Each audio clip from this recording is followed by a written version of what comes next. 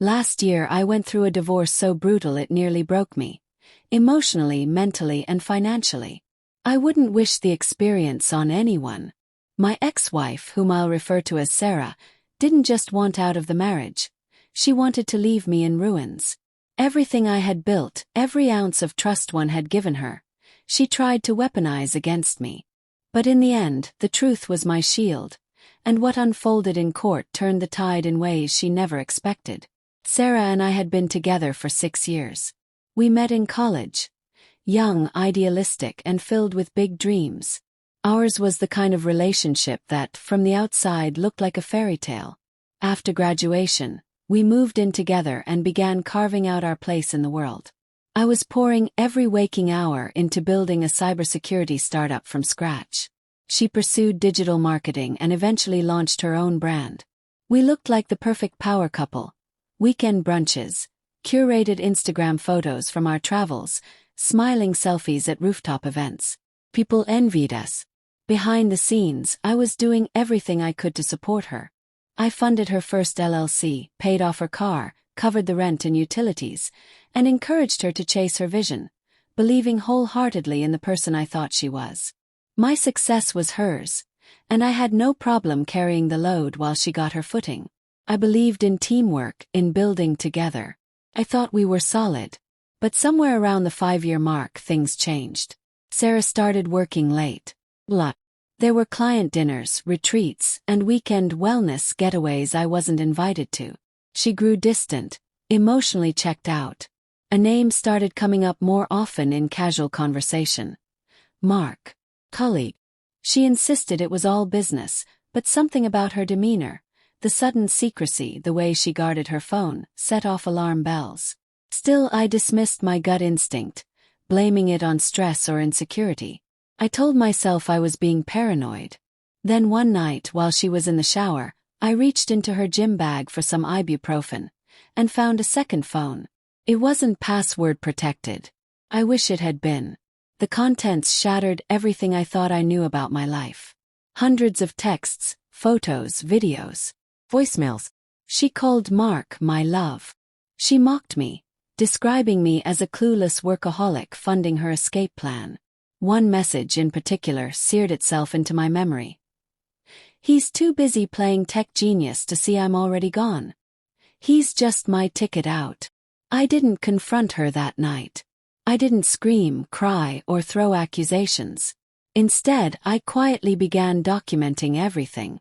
Screenshots, timestamps, file backups. I hired a lawyer, discreetly, and began preparing for what was coming. Every detail I unearthed gave me more clarity, and more resolve. This wasn't a moment of weakness or temptation. She had been orchestrating this for months, if not longer. When I finally told Sarah I knew about the affair, she barely blinked, just shrugged and said, "Fine. Then you know it's over." No remorse, no attempt to explain. I asked if we could separate civilly, split things fairly, walk away with some dignity. She laughed. Literally laughed in my face. Said she'd be taking the house, both cars, half my company, and our dogs. I asked her why she was so determined to destroy me. She smiled and said, "Because I can. Because I played this smart." That was her mistake. She had no idea how thoroughly I had documented her betrayal, or how prepared I was to defend myself. Court day arrived, and Sarah walked in like she was attending a red carpet premiere. Her lawyer portrayed me as a cold, controlling husband who had stifled her ambition.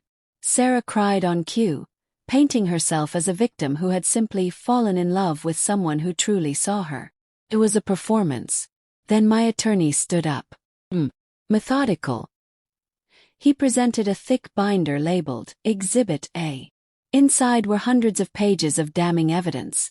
Text messages between Sarah and Mark, time-stamped photos, explicit voice memos, Venmo payments with heart emojis, GPS data that contradicted her claims, hotel reservations under aliases, even security camera footage from our front door showing her sneaking out in the middle of the night. And the most devastating blow. Digital logs showing she had tried to access my company's financial accounts without authorization, attempts caught and recorded by the very cybersecurity systems I'd built.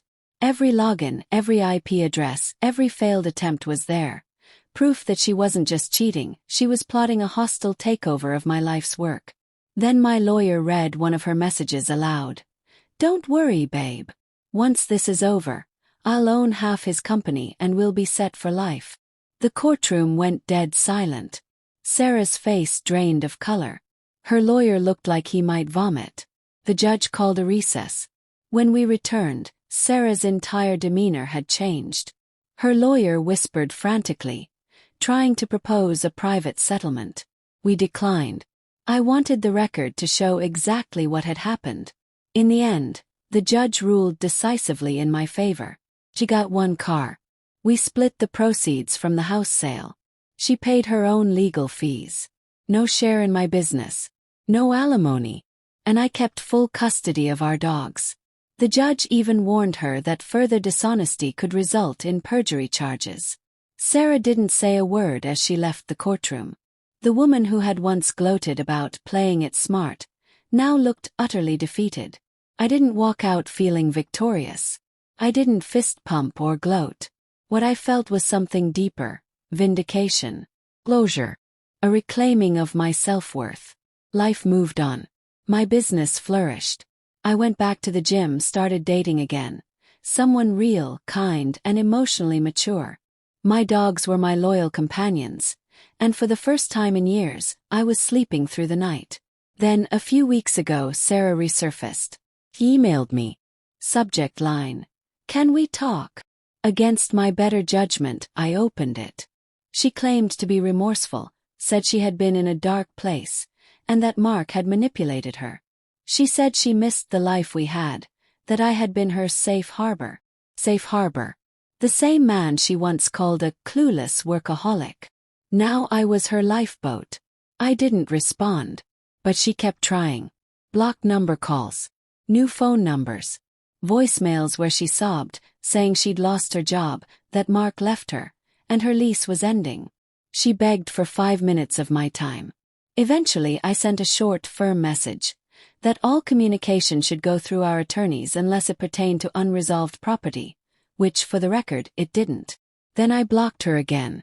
A week later, I bumped into one of her old friends at the dog park. She was shocked to hear we had divorced. Sarah had told everyone that I had cheated and sabotaged the marriage. I set the record straight and offered proof if needed. The friend was floored. She said, "Everyone told her not to push you so far. You were the only steady thing she had." I didn't feel smug. I didn't revel in her downfall. I just felt done. For years, I wondered if I had failed her. If I hadn't given enough, loved enough, sacrificed enough. But the truth is, Sarah's betrayal wasn't about me. It was about her, her need for control, validation, and more. Always more. No amount of love could have filled the void inside her. She burned our life to the ground, and now she's left picking through the ashes. I, on the other hand, have rebuilt. Stronger, wiser, more grounded. I walk forward now, dogs by my side, peace in my chest, and nothing left behind worth mourning.